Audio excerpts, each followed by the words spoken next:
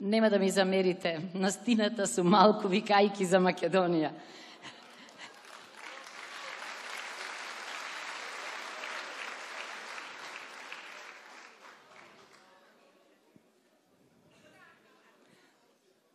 Македонија е се што тие немаат, ама Македонија е се што ние имаме.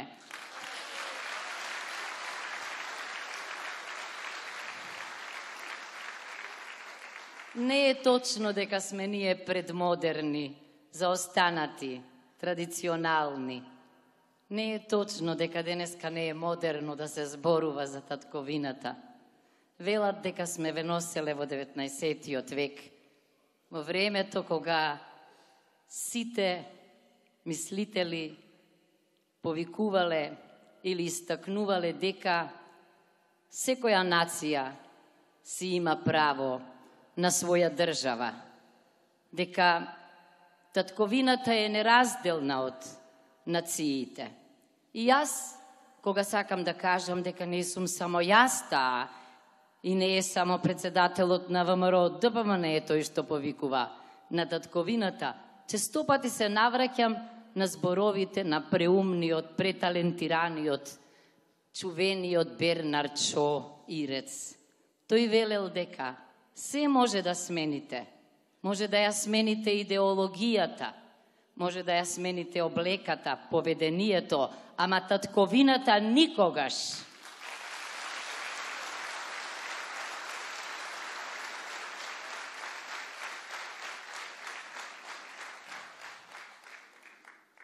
Ја чувме химната. Ние кога ја слушаме химната се вознемируваме, плачеме. Се идентификуваме со неа, се идентификуваме со историјата на нашиот народ. Тие, како да се срамат или како да се плашат да ги испеат нејзините зборови, па измислуваат пред странците на кои сакаат да им угодат, заборавајки го народот, дека имало некаква техничка пречка, па таа била причината што не ја чул гостинот, ама и премиерот химната. Срамота, бидејќи секој премиер, секој председател на држава, секој председател на собрание, па дури и секој председател на некое здружение, научно ли е, стручно ли е, спортско ли е, кога има важен настан во кој што настапува некој што ја представува државата, не го почнува без химната, но тие и тоа го прават. Не можам да не го споменам следново, бидејќи болно е.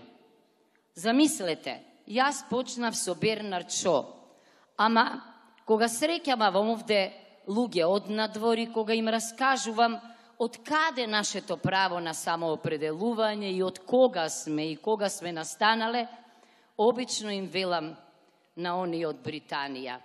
Нели е чудно, уште во 19. век, вашиот премиер Гледстон да вели зошто не Македонија на македонците како што Србија на србите, Бугарија на бугарите и Грција на грците. Замислете, во 1876 година, на кои македонци мислел господинот? Се разбира, на оние што живееле во Македонија. Не ги крстила областа нив македонци, туку тие имале неразделна врска со Македонија, па природно го превзеле ова име.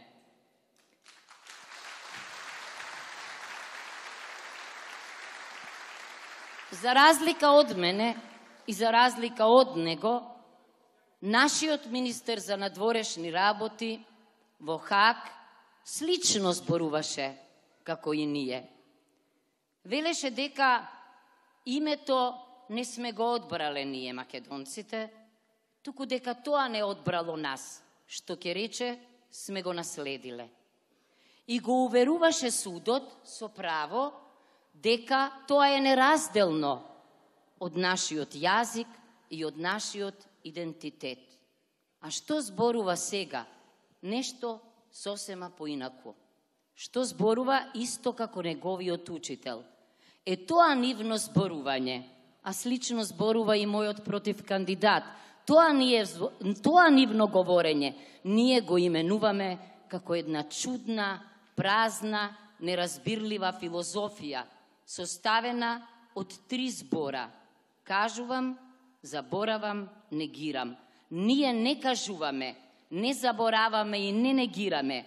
Ние она што го кажуваме, го помниме, го повторуваме и го спроведуваме.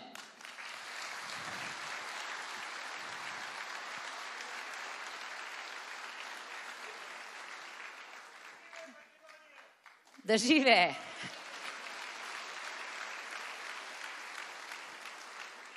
Додека сме живи, ние и таа ќе живее, ама и по нас, сигурна сум.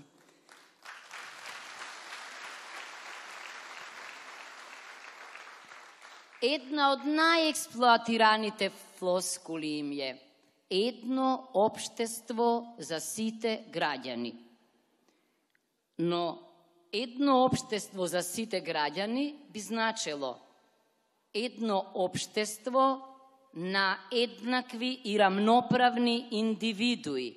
Не, тие постојано велат дека во едно општество на сите граѓани, сите етнички заедници требало да бидат еднакви и рамноправни и дека така ќе сме живееле среќно заедно.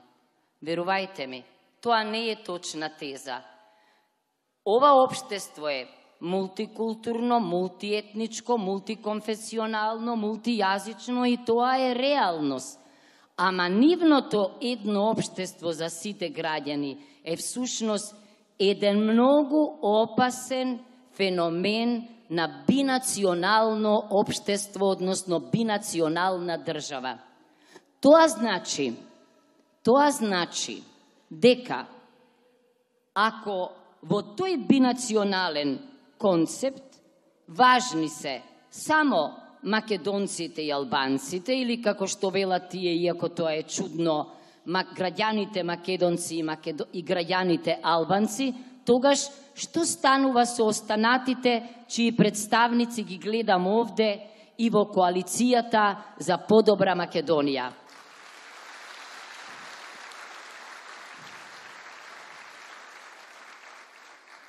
Дури и творците на така наречениот консоцијален концепт во кој што наместо асоцијација на граѓани има консоцијација на лидери на различни сегменти, раси, етноси, вери, кај нас во случајов етносите. Дури и тој вели дека таквиот негов концепт, Арент Липхард, не може да функционира ако има две заедници, зашто тогаш ќе има добитници и губитници, зашто тогаш резултатот секогаш ќе биде нула и тогаш таквиот концепт нужно води прво кон конфликт, а потоа може да доведе и до поделба. Затоа тој концепт не е добар концепт и ние треба да го критикуваме. Пример за таков концепт, не би сакала тоа да ни се случи, е Кипар. Кипар се подели. Третиот сегмент, турците, ромите, власите, бошњаците, србите, се нужни за да може да се дојде до усогласување. Тие треба да бидат јазичето на вагата, модераторот, помирувачот. Меѓутоа, побарајте ги во законот за употреба на јазиците. Ги нема. Тоа е погрешен концепт. Погрешен концепт треба да се критикува пред се овде, бидејќи Гостивар е градот во кој што исто така турскиот јазик е службен јазик.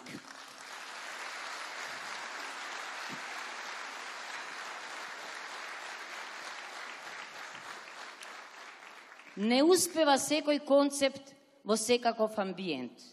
Ама еве јас да го опишам нашиот, па вие заклучете дали може да собираме со ваквата нивна реторика плодови на успехот или пак ќе се соочиме повторно со проблеми. Се вели да има најмалку 3 заедници со релативно подеднаква моќ.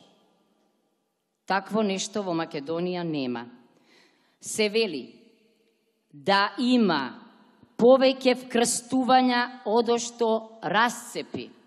Вкрстување може да биде религијата, вкрстување може да биде социјалниот статус, но кај нас расцепите се многу длабоки, а по преспанскиот договор и по законот за употреба на јазиците уште попродлабочени. Затоа сме ние загрижени.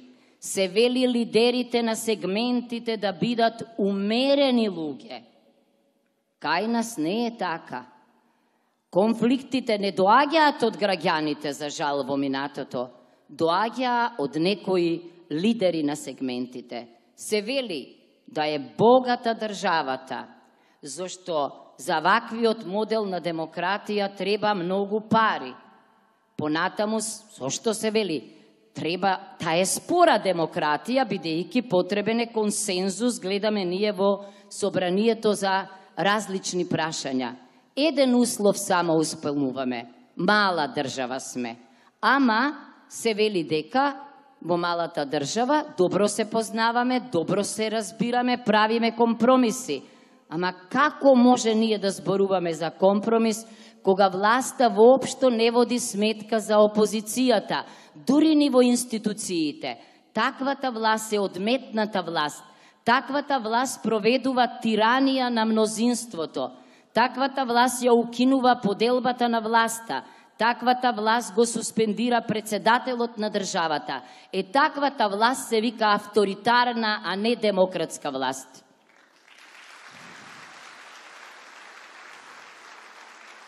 Со авторитарна власт не се оди во Европската Унија.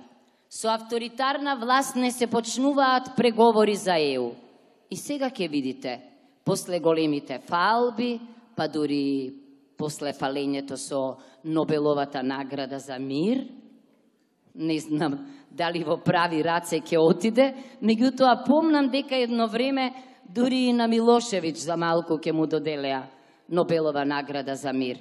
Мислам дека тоа може би за нашиот премиер значи многу, меѓутоа за народот и за државата ништо.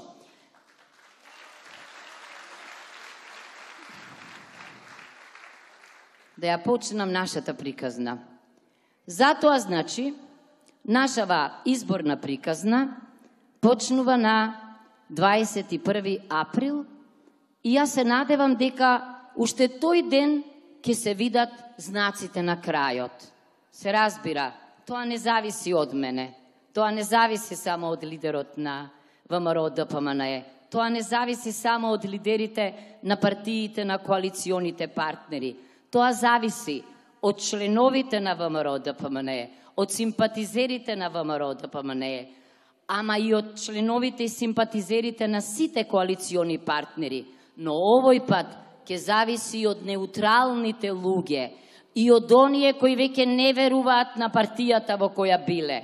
Оние кои партијата ги изневери, изневерувајќи ја Македонија.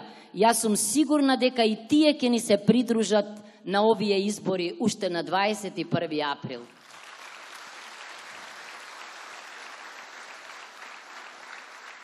Им се обраќам и ним, како што им се обраќам и на оние кои прв пат ќе гласаат на овие избори, зашто гласот за нас, гласот на 21 април за мене ќе значи глас за правдата за Македонија.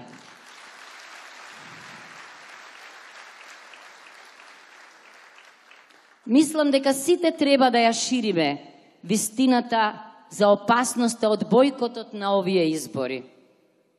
Да не се занесуваме.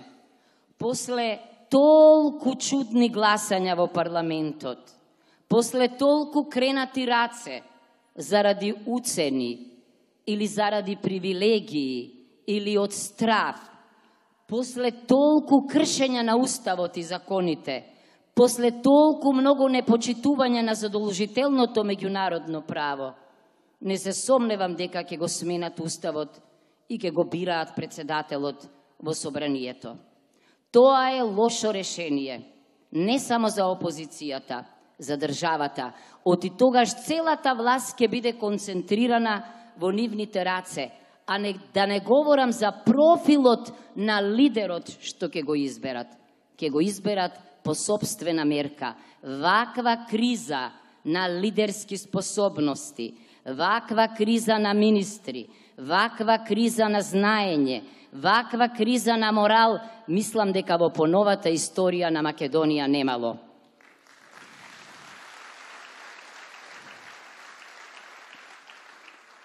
Ако овие луѓе не можат да ги започнат преговорите за ЕУ, а јас мислам дека нема да ги започнат во јуни, тогаш некој друг тоа треба да го стори.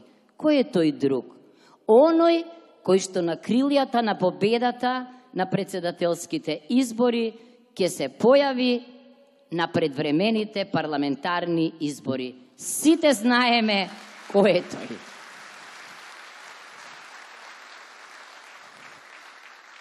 Се разбира дека новото парламентарно мнозинство со бројните искуства, со бројните проблеми кои успешно ги надмина, со отворената врата и за луѓе кои можеби, како мене, понекогаш поинаку мислеле или го критикувале со најдобри намери, сега, зајакнати, охрабрени, оснажени, мислам дека ќе ја донесат новата парламентарна победа. Се разбира дека посакувам да се работувам со некој, со кој што се разбирам, со кој што делам слични ставови за Македонија, ама не само за Македонија, туку и за демократијата. Оти демократија без опозиција нема. Овој парламент не е парламент. Веќе никој како да не ги следи ни седниците, како никој да не се исчудува што све може да биде усвоено.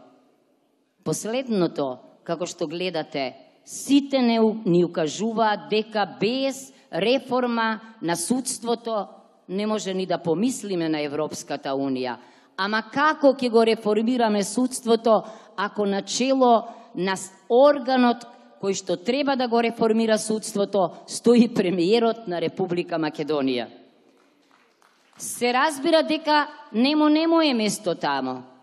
Начело на судските реформи треба да стои некој врвен судија, некој врвен правник, некој кој што не е под капата на владата, некој кој што независно ќе размислува и независно судство ќе гради. Ако ги погледнеме другите параметри, што се важни за Европската Унија, а ќе ни ги соопштат набрзо, односно ќе им ги соопштат ним, ќе видиме дека речиси не ни почнале да работат на реформите. Сте чуле ли за реформа врзана за правната држава, например? Јас не сум чула. Оти, ако нема поделба на власта, ако нема две глави на извршната власт, ако не се почитува уставот според кој председателот на државата е тој кој ги склучува меѓународните договори, а не министерот за надворешни работи. Ако не се знае дека законот за амнестија треба да се однесува на сите лица кои што учествувале во определен настан или сториле определено дело, а не селективно. Јас понекогаш велам како да знаевме и на кого се однесуваат, на кого се однесува законот за амнестија, иако тој требаше да се однесува на сите. Ако некој го менува кривичниот законник за да си го заштити коалициониот партнер од прогонот на правдата, тогаш тоа не е правна држава. Правна држава не може да вирее во амбиент на корупција, на криминал и непотизам.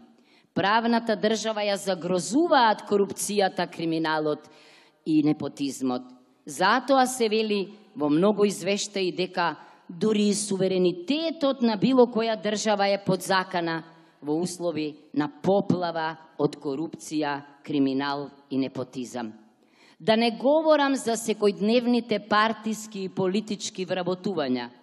Веќе и не знаеме колка број изнесува нашата администрација. Голема армија, меѓутоа неквалификувана армија. Тоа набрзо ќе се види. Кога ќе треба еден ден да се почнат преговорите на вистина, особено кога ќе треба да почнеме да преговараме сериозно за поглавјата 23-24, ќе треба да постојат тука луѓе од знаење, луѓе од наука, луѓе кои го познаваат европското право, луѓе кои знаат да креираат европски политики. Меѓутоа, од нив ни трак ни глас, зашто нив не ги препознаваме во оваа власт. Затоа е време да ја делегитимираме уште еднаш оваа власт на изборите, за да ја посочиме, за да ја покажеме дека има во оваа земја партии, има во оваа земја лидери, има во оваа земја луѓе кои ги знаат европските политики и знаат да креираат европско право.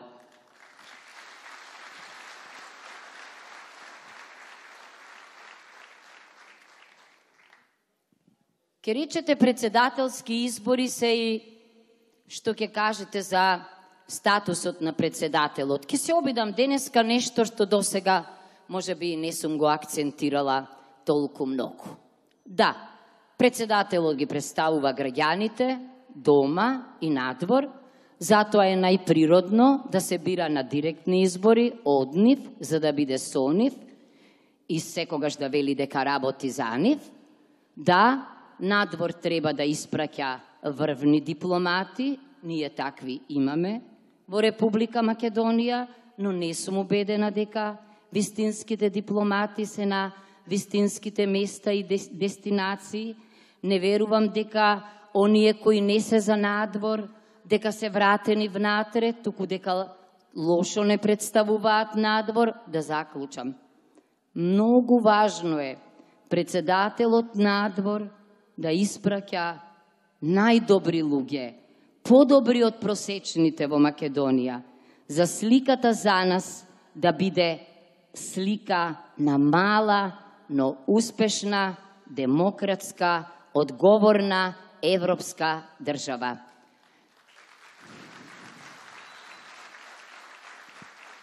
Во разговорите со бившите дипломати се обидувам да ја согледам таа слика. Не ќе е така. Ние во моментов и немаме амбасадори во најважните дестинации. Немаме амбасадор во НАТО, ама имаме знаме на НАТО пред владата. И треба, нели, да влеземе во НАТО. Ама за да влезете во НАТО, треба да ги усогласувате политиките, стратегиите, како ако немате амбасадор во НАТО. Немаме амбасадор во Советот на Европа, каде што може многу да се лобира за Македонија, каде што може да се бараат пријатели, бидејќи Советот на Европа е најстарата европска институција. Немаме амбасадор ни во Обединетите нации. Погодете зошто?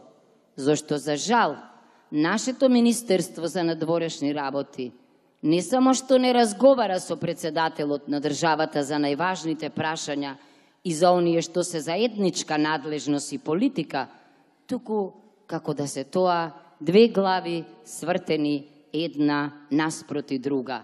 Сите велат дека во надворешната политика, ако не сте дуо, ако не сте пар, тешко дека ќе може да дојдете до успех. Нашиот, секогаш, значи, нашите две глави се во дуел, се во конфликт. Не заради улогата на председателот на државата, туку заради тоа што тие мислат дека се што прават е најдобро и дека ќе го фатат сега моментот за да ги решеле сите наши европски прашања, за сите да ни се восхитувале. Ама ако ни се восхитуваат, сега ќе ни го испорачаат датумот за преговори. Држете ме до збор. Јас сум убедена дека до тоа нема да дојде.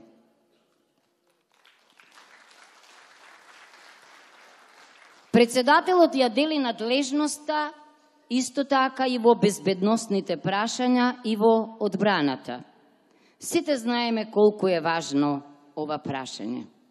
Меѓутоа, ако председателот има надлежност да ја утврдува стратегијата на одбраната, да ги именува шефот на генералштабот, генералите, војните аташеа, однадвор веќе забележуваат дека, иако тој има подпишано укази за некои од нив, тие не се спроведуваат. Значи и тука имаме сериозни проблеми.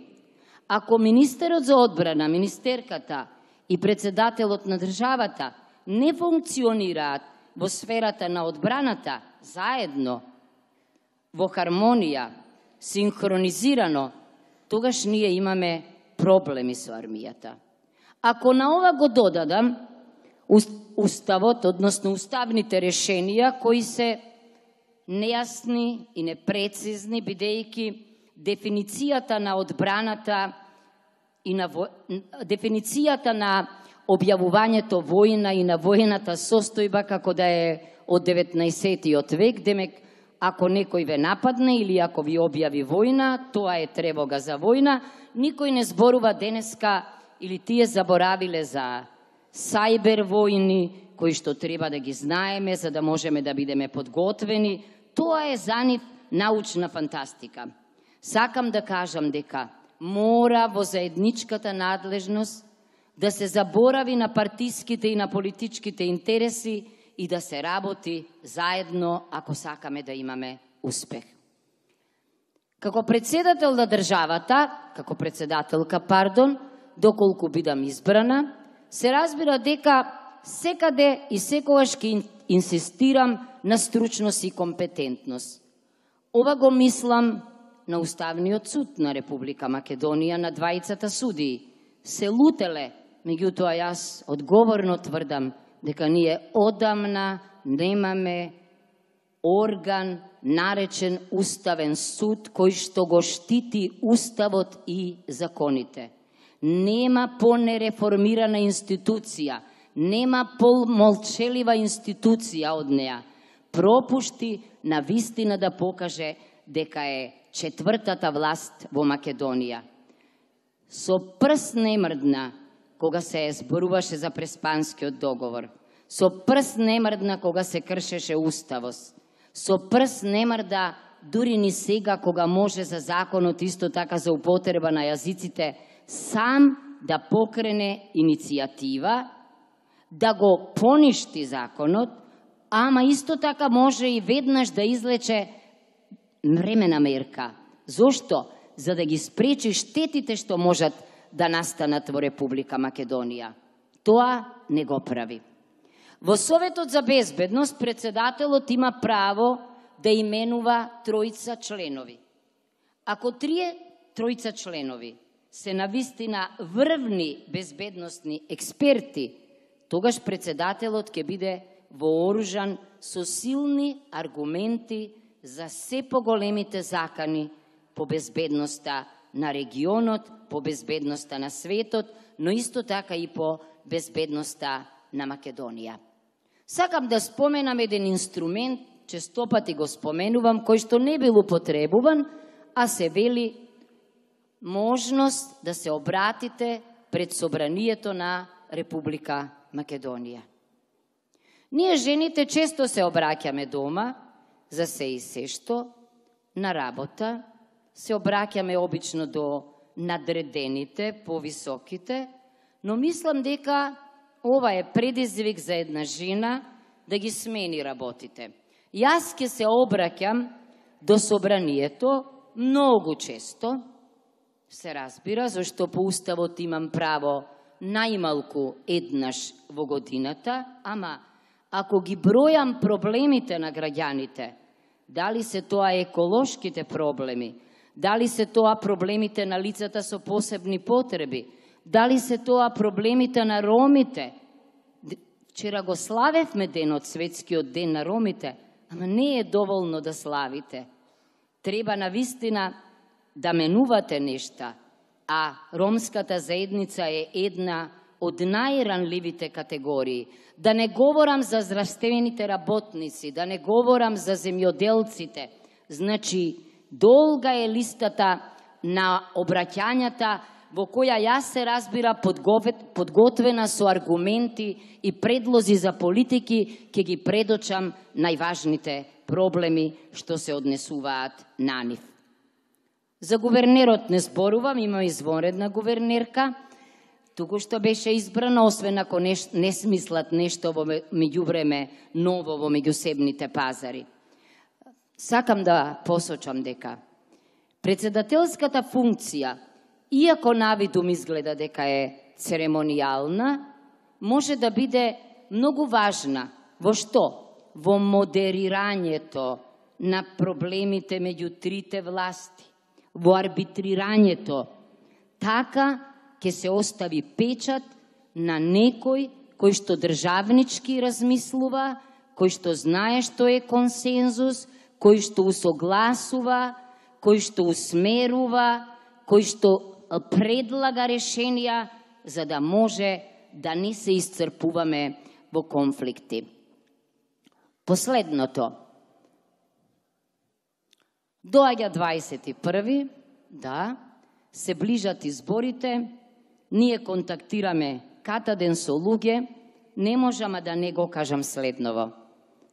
Имам проблеми со гласот, тоа не е ништо, малку имам проблеми и со здравјето, ќе ги совладам, ама што и да се случи, никогаш нема да заборавам дека ми дадовте шанса да си ја видам земјата секој ден непосредно, да си ги запознаам прекрасните луѓе директно, да ја црпам енергијата од нив, а сето тоа ми дава цврста верба дека има шанси за нас, за Македонија и дека правото и правдата ќе дојдат со нас.